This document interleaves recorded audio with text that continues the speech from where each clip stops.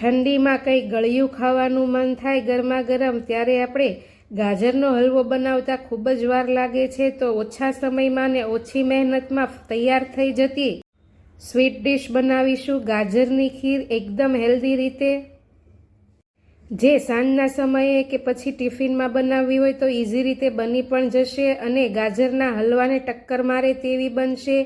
જો તમે ક્યારે આ રીતે ગાજરની ખીર ન ટ્રાય કરી હોય તો એકવાર જરૂરથી ટ્રાય કરજો।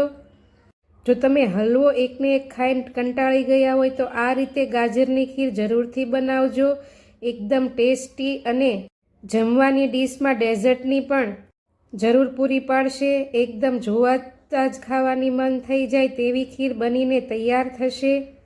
ખીર તો તમે બહુ જ ખાધી હશે, પણ ગાજરની ખીર જો ન બનાવી હોય તો એકવાર જરૂરથી ટ્રાય કરજો।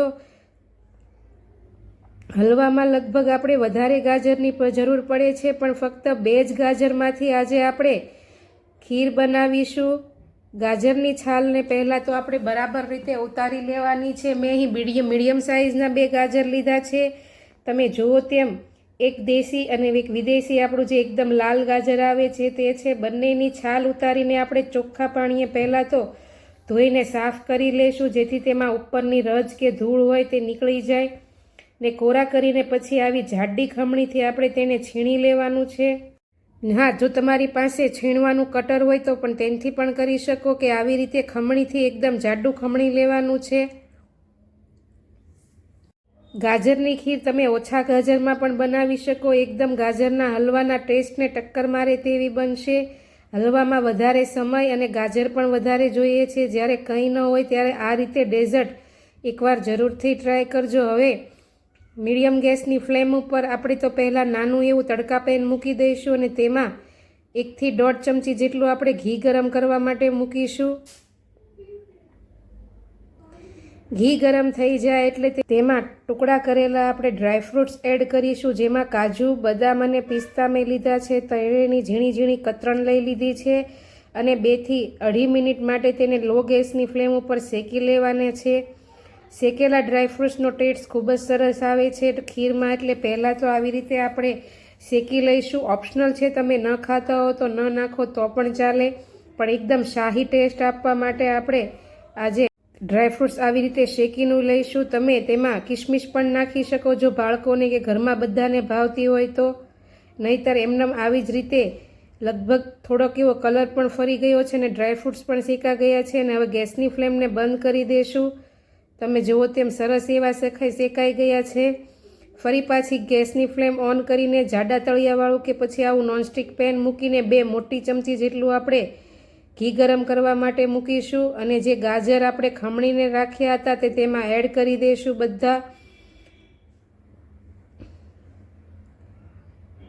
અને 1 મિનિટ માટે તેને આવી રીતે ઘીમાં મિક્સ કરીને ચલાવતા રહીશું, જેથી ગરમ થઈને થોડા એવા સોફ્ટ થઈ જાય। તમે જુઓ તેમ થોડા એવા સોફ્ટ થવા લાગ્યા છે। ગાજરને શેકાતા વાર નથી લાગતી, પણ તેમાંથી પાણી છૂટે છે, એટલે આપણે જલ્દી બફાઈ જાય તે માટે ઢાંકીને 4 થી 5 મિનિટ માટે મૂકી દેવાના છે અને વચ્ચે વચ્ચે ખોલીને આવી રીતે આપણે મિક્સ કરી દઈશું, જેથી તળિયે ચોંટે નહીં અને પાણી પણ બધું જ તેનું બળી જાય। 4 થી 5 મિનિટ જેવો સમય થઈ ગયો છે। હવે ખોલીને તમે જુઓ તે પાણી બળી ગયું છે છૂટું પડીને, ગાજર પણ એકદમ સોફ્ટ થઈને કોરા પડી ગયા છે। હવે આ સમયે આપણે તેમાં દૂધ ઉમેરવાનું છે। મેં અહીં 1 કપ જેટલા છીણેલું ગાજર હતું અને નંગમાં જોઈએ તો 2 નંગ, તેની સામે અમે અહીં 1/2 લીટર જેટલું દૂધ એડ કરીશું।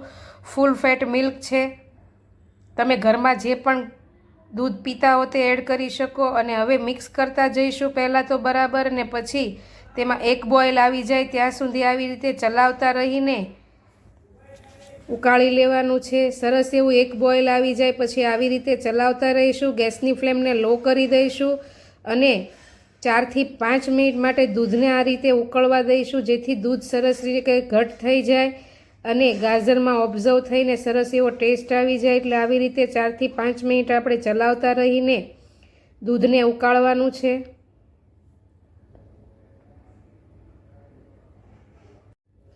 ફૂલ ફેટ મિલ્ક હોય તો અસલ શાહી જેવો ટેસ્ટ આવશે એકદમ.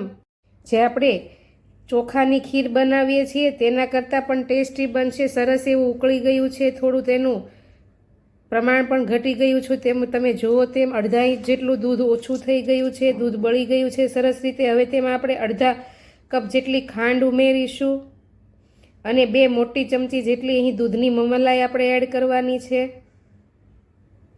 જો મલાઈ ન હોય તો તમે દૂધનો માવો કે પછી પેંડા ગમે તે એડ કરી શકો, ન હોય તો સ્કીપ કરો તો પણ ચાલે, ટેસ્ટ સારો આવે છે. જો હોય ઘરમાં તો જરૂરથી એડ કરવું. બરાબર મિક્સ કરીશું અને 2 મિનિટ માટે ઉકળવા દઈશું, જેથી ખાંડ બરાબર પીગળી જાય અને મલાઈ પણ સરસ એવી અંદર ઓબ્ઝર્વ થઈને માવો થઈ જાય.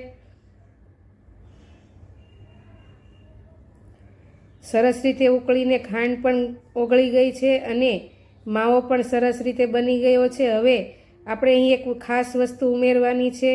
પહેલાં આપણે જે ડ્રાયફ્રૂટ્સ આપણે શેકીને રાખ્યા હતા તે એડ કરી દઈશું ને હવે જે અમૂલનું જે મીઠાઈ મેટ આવે છે તે લઈ લેશું. 1 મોટી ચમચી જેટલું તે એડ કરીશું. આ એડ કરવાથી જે કંદોયા જે મીઠાઈ બનાવે છે તેવો ખીરનો ટેસ્ટ આવશે. તેને બરાબર મિક્સ કરીશું ને આવી રીતે ચલાવતા રહીશું 1 થી 1.5 મિનિટ માટે. સરસ એવું મિક્સ થઈ જાય. તમે જુઓ તેમ સરસ એવી ઘટ અને ક્રીમી થઈ ગઈ છે. હવે ગેસની ફ્લેમને બંધ કરીશું આપણે અને ઉપરથી 1/2 ચમચી જેટલો એલચી પાવડર પણ મેં એડ કર્યો છે. કેમેરો બંધ થઈ ગયો હતો એટલે શૂટ નથી થયું. તમે જો જાયફળ એડ કરતા હો તો જાયફળ પણ એડ કરો. અને હવે રૂમ ટેમ્પરેચરે આપણે ખીરને પહેલાં લાવવા દેવાની છે અને 10 મિનિટ માટે પછી ફ્રીઝમાં મૂકી દઈશું. એકદમ સરસ એવી ઠંડી પડી જાય પછી આપણે મહેમાન હોય કે સાંજના ડિનરમાં કંઈ ડેઝર્ટ બનાવવું હોય તો આ ગરમા ગરમ કે એકદમ ઠંડી પડેલી ફ્રીઝમાં રાખેલી ખીર બંને રીતે ખૂબ જ ભાવશે. ગાજરનો હલવો પણ ભલાવી દેશે. મારી ચેનલ ઉપર નવા હો, મારી રેસીપી વિડીયો જોતા હોય તો એકવાર આ જરૂરથી ટ્રાય કરજો અને ચેનલ સબસ્ક્રાઈબ ન કરી હોય તો સબસ્ક્રાઈબ જરૂરથી કરી લેજો. ત્યાં આપેલું બેલ આઇકન જરૂરથી દબાવજો જેથી તમને મારી આવી નવી રેસીપીના નોટિફિકેશન મળતા રહે. તો આવતીકાલે ફરી મળીશું આવી નવી રેસીપી સાથે. ત્યાં સુધી આવજો. જય શ્રી કૃષ્ણ.